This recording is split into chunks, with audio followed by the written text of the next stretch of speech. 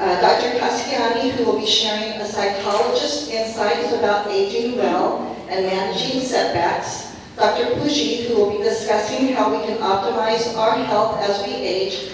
And Dr. Gaultier, who will be sharing how we can have better health and longevity through culinary medicine. And we're ready to get started. So Dr. Casciani, I'm going to turn the time over to you. Thank you, Teresa. Thank you very much. Thanks to Blankinship Foster for the invitation to speak. I'm going to be talking about my favorite subject, successful aging and managing setbacks. You've all arrived here today to hear about my strategies for successful aging. We know a lot about living longer. We know a lot about the science of longevity. We know about the importance of nutrition and physical activity and lifestyle factors. You're going to be hearing a couple of our speakers on the panel today talk about medicine and culinary medicine and the art of aging well. I'm going to be talking about the psychological sides of aging well. A lot of our knowledge, again, has to do with living longer and longevity, but I always wonder what happens when we hit those bumps and setbacks that come along, and how do we interpret those events? How do we explain those events that allow us to get back up and keep moving forward?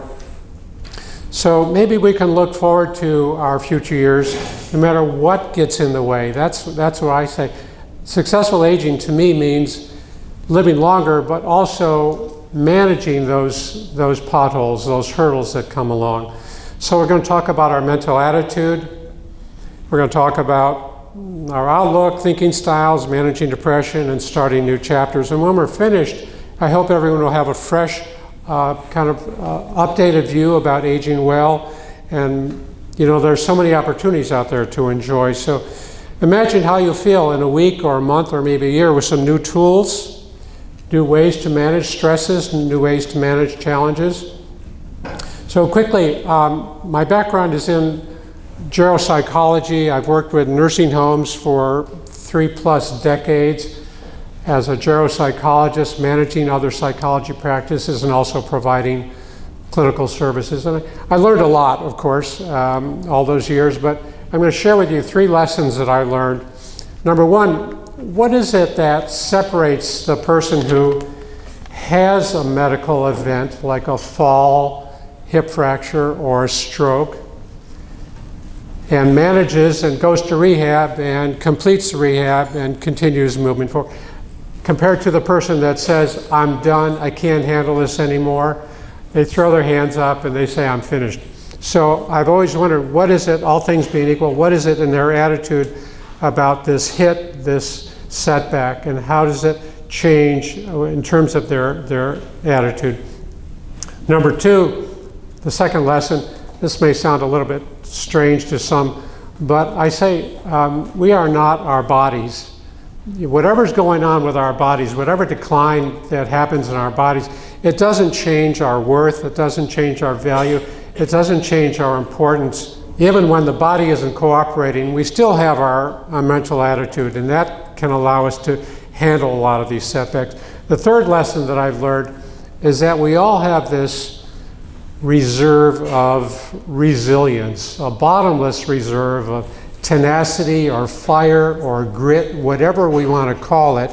We always have that, and sometimes it might feel like it's gone, I don't have anything left in me, I don't have any fire left.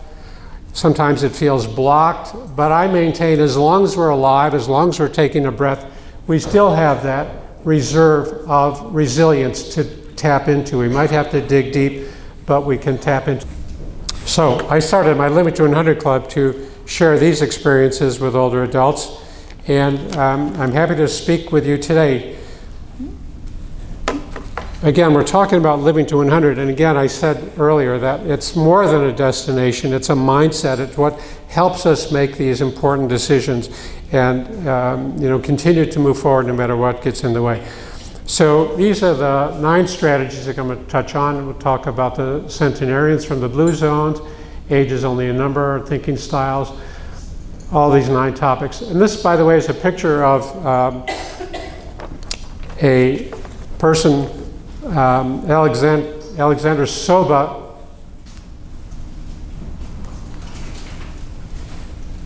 He is an individual who crossed the Atlantic Ocean 3 times in a solo kayak. The third time was at age 70. It took him 110 days.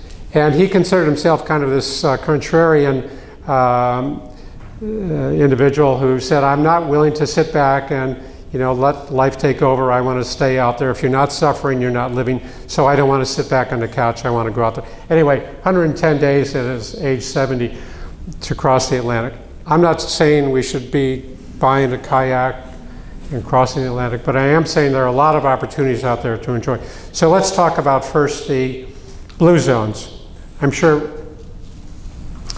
many of us have heard about the blue zones. Before I do that, I want to introduce a bit of research from the National Institute of Health, groundbreaking research, meta-analyses of all these longevity studies around the world. And they looked at longevity and what contributes to living longer. And what they found was 70% of our longevity is up to lifestyle, and 30% is up to our genes, up to our genetics. So think about that. 70% of how long we live is determined by us. It's under our control. 30% genetic, and even that's changing, but 30% is more genetically determined. So that's huge in my mind. That means our longevity is going to be based on so much of the decisions that we make. So the blue zones, researchers about 20 years ago, Dan Buettner and his team, maybe some of you have seen, there's a great series on Netflix. They created some documentaries about the blue zone. Anyway, 5 areas around the world. They were looking at maps where people live the longest. And there were 5 areas around the world where there were the greatest numbers of centenarians relative to the population. And they looked at these 5 areas, and they're Greek island of Ikaria, that's pictured here. Not hard to imagine people living longer in that location. Okinawa, Japan, Costa Rica, the Nicoya Peninsula in Costa Rica, Loma Linda here in Southern California, and a region in Sardinia off the coast of Italy. They discovered the people, the centenarians living in these areas, had a lot of the same characteristics, some of the same lifestyle characteristics, and I want to share with you what these are. Number 1, very physically active. By the way, let me just preface this. I consider the blue zones, we see this research time and again. I always use the blue zones as kind of our foundation about living longer and living healthier. So number 1, physically active. They're not necessarily running marathons, going to the gym, but these people, these centenarians, are very physically active, walking to town, up and down steps, doing a lot of gardening, a lot of physical activity. Number 2, alcohol is in use, maybe in moderation, not excessive and not abstaining, 1 to 2 glasses of wine a day. Number 3, engage socially. Social connections, very important, community involvement, volunteer activities, staying connected with some network, some engagement with your friends or family, that's key. Number 4, probably the most important, is a sense of purpose. Each of the centenarians they found have this overriding passion or hobby or commitment to something that's important in their life. It's what puts a smile on their face in the morning. Here's what I'm looking forward to today. So this sense of purpose is huge. Number 5, commitment to family and friends. Obviously, close social connections, family support, especially families that are conducive to this healthier lifestyle. Number 6, plant-based diet. You'll hear more about this from one of our speakers, Dr. Falquier, today, about the importance of plant-based diets, fruits and vegetables in their diet. I'm not going to spend more time on that, but that's huge. And number 7 is the importance of sleep, at least 7 to 8 hours of sleep. So that's the blue zones. That gives us kind of the framework to start from. Let me say a little bit more about this sense of meaning and purpose. Years ago, I was fortunate enough to hear a speaker at an ASA, American Society on Aging. This was several decades ago. His name is Ken Dykewald. Maybe some of you have heard of Ken Dykewald. He started a company called AgeWave. And if you are interested in his work, agewave.com. But Ken predicted years ago that people are living longer, and that means we're going to have more time to do more things after retirement. He viewed that traditional retirement trajectory was not going to be a slow decline, but he said it's going to be this non-linear change where we're going to involve ourselves in new learning opportunities, new careers, new volunteer work, new languages, new hobbies, and it's going to be cyclic. And the recent term that I heard, it captures it all, is this longevity bonus. We have a longevity bonus because we are living longer, and let's look at ways to make these years productive and open new doors. I'll talk about more of that in a little bit.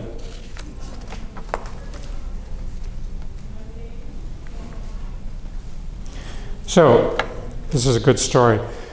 When we talk about age, chronological age, I say it's only a number. And there's different ways of kind of defining our age now. There's chronological age, how many years we've actually lived. And there's biological age, which is a term used to define how fast our body is aging, how fast our cells and tissues and organs are aging. And we can use biomarkers rather, to determine how advanced our body is aging relative to our age. That's number two. And the third one is psychological age, or health age, subjective age. There are different ways to define it. That is defined by how young we see ourselves. Do we see ourselves younger than our chronological age? And there's some research, great research, Ohio longitudinal study, found that people who view themselves as younger than their chronological age are healthier. They take more actions to more preventive healthcare steps.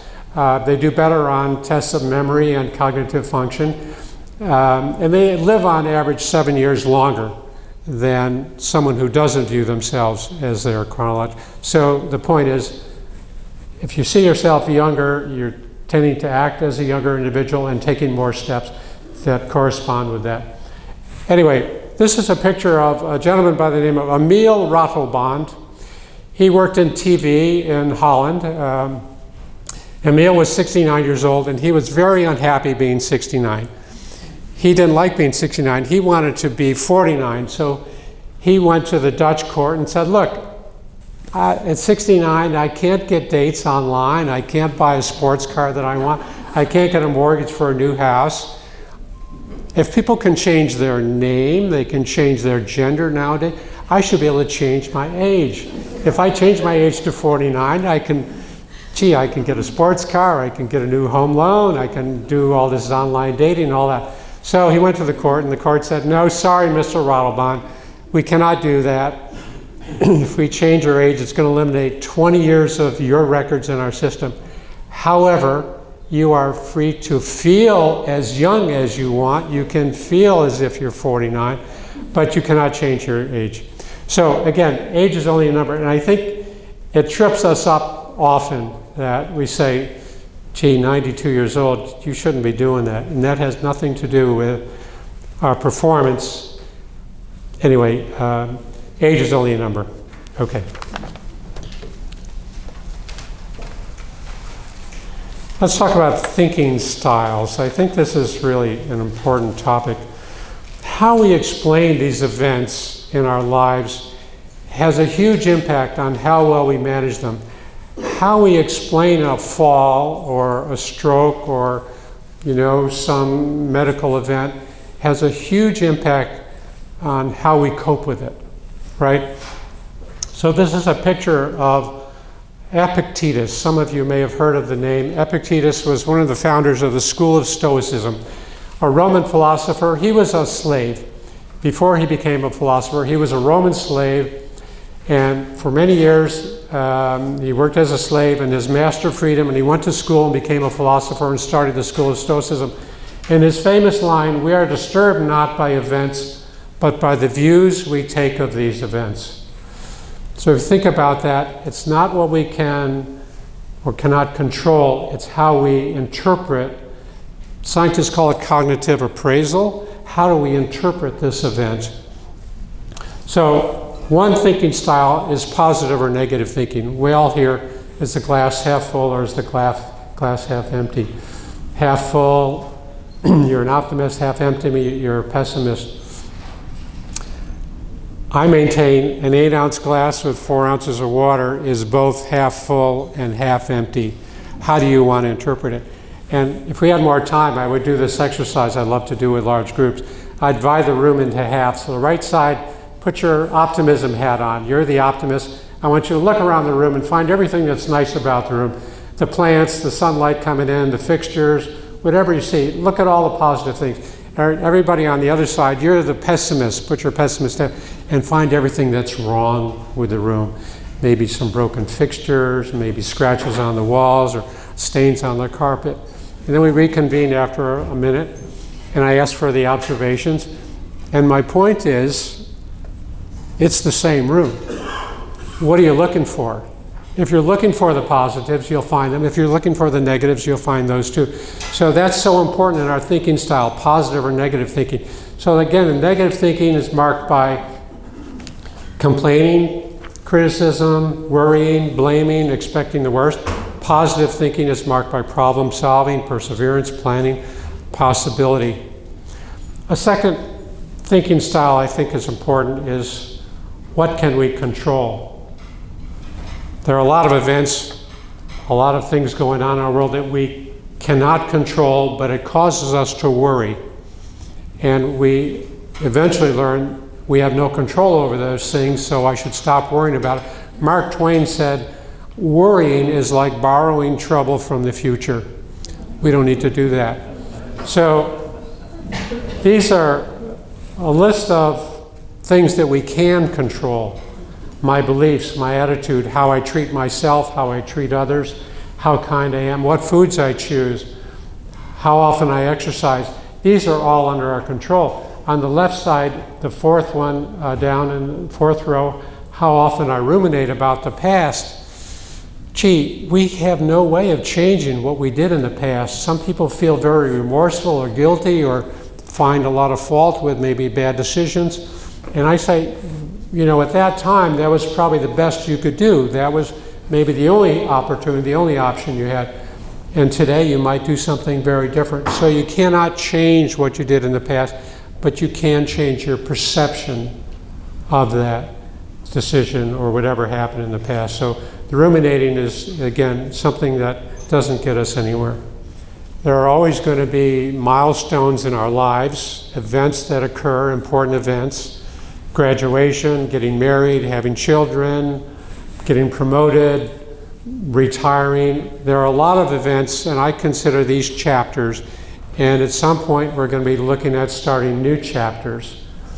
And, you know, whether it's the downsizing or maybe a divorce or maybe giving up the car keys, maybe the death of a spouse, these are major events. Especially if we're married to someone for many years, 40 years, 50 years. I can't envision the future without my spouse. How do I go on? It's too dark. So I maintain there are some times that we need to grieve and go through this and emotionally deal with it, but after that we need to look at opening new doors, starting a new chapter, because that's what's going to bring us the energy and the opportunity that lies ahead. And, you know, again, staying on the old course of what I used to do and I can't think about a new chapter, that's very self-limiting. In line with this new chapter, I think of a new opportunity, maybe after retirement. What are we doing now? I liken that to a blank screen, and we can create whatever image we want on this blank screen. We can project whatever role, we can create whatever character, whatever script we want. It's not limited by who we were yesterday. I'm not defined by who I was yesterday. Maybe I lived, worked as an accountant or a physician or a writer or a nurse or whatever for 30, 40 years. I'm not defined by who I was. I can change that. I can redefine myself. There's a great book out now. Joanne Lipman is the author, and it's called Next, N-E-X-T. And she writes about the changes that we can go through and the new opportunities that open up to us after we look at creating something new, after we look at opening these new doors. It's a fascinating book. And you know, we hear about PTSD, post-traumatic stress syndrome. She talks about post-traumatic growth. Post-traumatic growth, the growth that occurs after a heavy trauma, after a setback. So this is what I'm talking about, looking at new images, new characters that we can create. I'd like to tell a story about Steve Jobs. We all know Steve Jobs, the biography written by Walter Isaacson. Steve Jobs, inventor of Apple, genius, technological, marketing genius. Steve Jobs was adopted as an infant, right? And he found out he was adopted when he was about 10 or 11 years old, and he was crushed. He was devastated. How could my parents, my own biological mother, give me up? I must be totally worthless. Well, his adopted parents found out that Steve was thinking this way, and they said, Steve, no. You're the most important person to us. When we saw you as an infant in the hospital, we couldn't imagine living our lives without you. You are the most important, valuable person to us. So what happened to Steve Jobs? He went from being the most worthless person with no value to now being the most important person. Almost like a light switch went off. Did the adoptive parents give him any new skills or talents? I don't think so. They helped him shift his mindset from A to B. So just imagine if Steve Jobs never had that conversation with his adoptive parents. You know, he would have gone through life thinking of himself as a failure. No Apple, maybe, no iPad, no iPhone.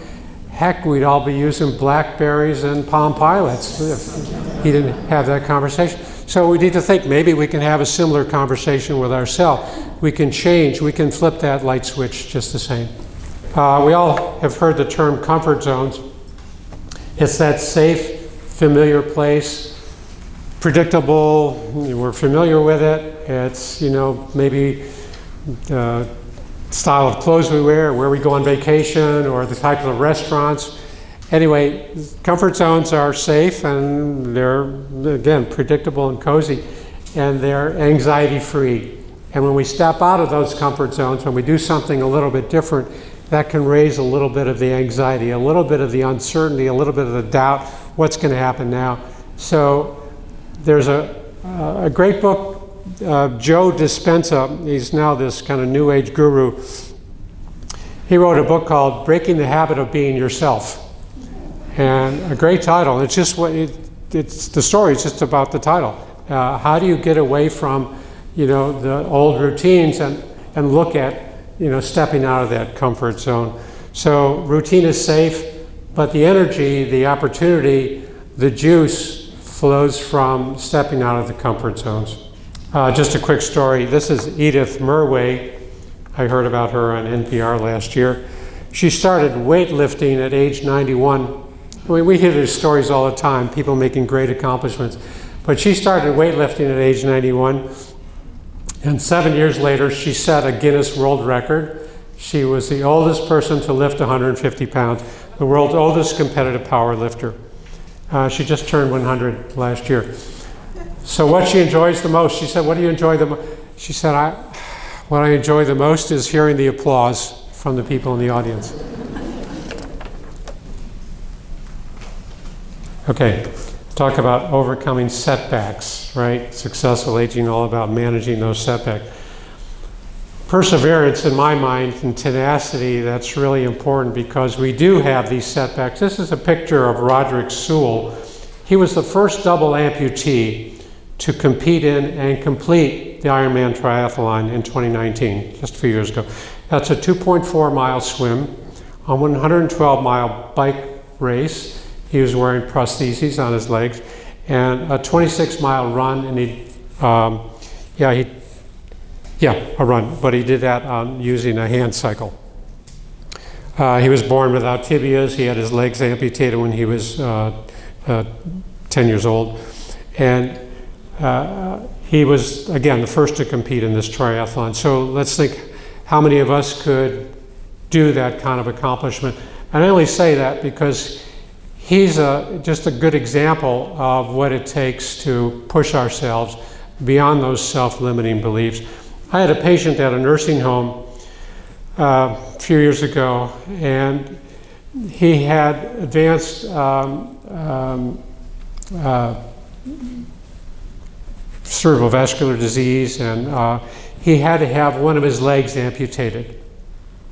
Now, I'll call him Ralph. Ralph was a boxer, and to Ralph, losing his leg was, just the worst thing. I always prided myself on my physical prowess, and how can I look in the mirror now and see myself with one leg? Well, about 3 months later, he had to have his second leg amputated. So then he was wearing, well, he wasn't fitted yet, but he had 2 legs amputated. And I was trying to help Ralph with this, adjustment and the adaptation. Like I said, we are not our bodies. And helping Ralph understand that no matter what's going on with his body, that doesn't diminish his worth as a person. It doesn't reduce his quality of life. Well, quality of life, but it doesn't reduce the views he has of himself as a valuable person. So I think we dig deep when we hit with these setbacks, and we can accomplish a lot. I had another patient, she had a severe stroke, and she was bedridden for almost a year. And I would work with her and help her to, stay engaged. And eventually physical therapy was able to get her up gradually. It took a long time, but got her on her feet. And I used to call her Captain, not in a demeaning way, but I wanted her to feel like she was in charge. The body doesn't always cooperate. Sometimes the ship goes one direction, we want it to go another direction, but we're still the captain. So I would call her Captain. And I said one day, Captain, how was your week? And she said, well, the ship ran aground. She was up walking and holding onto her wheelchair, and the physical therapist was there next to her, and she fell. And she said, I got up, I turned the ship around, and we kept on walking. So again, it's that motivation, that determination, that resilience, that grit that doesn't go away. Okay, talk quickly about depression. To my mind, depression affects us in a lot of ways. It affects our attitude, our mood, our appetite, our sleep, our decision-making, concentration. One thing that depression does very, very well is that it narrows our perspective. By that I mean it limits us from seeing the whole picture. All we can see when we're depressed is the negatives. All we can see is the failures, the disappointments, what's gone wrong. It's almost as if we're wearing blinkers. Horses are fitted with blinkers so they're not distracted. And the depressed person sometimes has this sense of, all I see is what's in front of me. I don't see anything to my right or left. So the point is, when all we can see is what's wrong, we're missing some of the good things that are still out there. We're missing some of the positive. It's like, let's take our blinkers off and look at the whole picture. Another patient, Harriet, I'll call her Harriet, in a nursing home. She was very negative. And all Harriet could do was complain. The nurses are bad, the food is terrible, nobody likes me, I don't like the administrator, I can't get along with anybody. Everything was very, very negative for Harriet. And I said, Harriet, one week, I said, Harriet, a lot of things going wrong for you. Have you seen one thing recently that was good? Have you seen one positive thing? And she said, well, the man who came in to fix my air conditioner this morning smiled, and he said good morning to me. And I said, aha, there's the break we're looking for. If you can find one exception to this, totally negative view, that means there's room for other exceptions. And my point is, look for those exceptions because they're there, and don't get into this tunnel vision and only see the negatives. So for Harriet, I was surprised about 3 weeks later, she was up in her wheelchair in the lobby when I went into the nursing home. So, not that it had anything to do with me, but I'm just saying these little things can make a difference when we find the exceptions. What's important is how will you take some of this information and put it to use. So I talk about turning aging on its head. Let's not get stuck in our chronological age. Let's not get stuck in some of the failures in the past, and let's not let yesterday define who we are today. So, final slide here. When I opened, I asked you to imagine how you'd feel maybe in a week or a month with some of these tools, some new ways to manage the obstacles. So, congratulations on being so attentive and listening to my theories on this. We touched on a number of topics. We touched on the centenarians and the lessons from the blue zones. We talked about thinking patterns. We talked about new chapters, overcoming setbacks, creating that positive mental. The important thing is that these are our most valuable years. These are the years where we can really celebrate aging. We have the wisdom, we have the maturity, we have the tenacity, we have the perseverance, we have the sense of humor. These are our most valuable years. So my perspective and experience means to cope with whatever comes along, no matter what gets in the way. We take control of our future. We commit to moving forward, no matter how many bumps we encounter. And with losses of loved ones, we look forward. And with bodies that don't cooperate, we still look forward. Our beauty is in our spirit, our attitude, and our outlook. So my final message is that, again, the best part of what I'm saying here is that this is yours to keep. This belief, this tenacity, this perseverance, this determination, no one can take this away from us. This is ours, not our friends, not our adult children, not our relatives, not our doctors. This belief and tenacity and strength and determination is ours forever, and it's ours to keep. So there we are.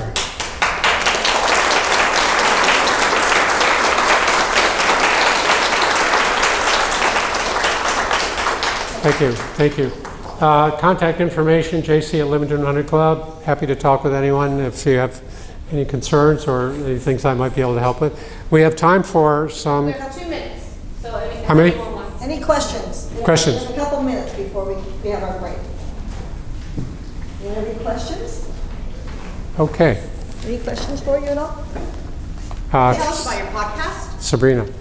My podcast, yeah. Dr. Falque was one of my early guests on my podcast I started a few years ago, and I just celebrated my 200th episode on aging well. I get to talk with guests from a variety of perspectives, and it's now twice a month. If you want to get on my mailing list, you go to my website and sign up, and you get the announcements of every upcoming podcast. Yeah. Great. Okay, thank you. Great. Thank you so much. Okay, great.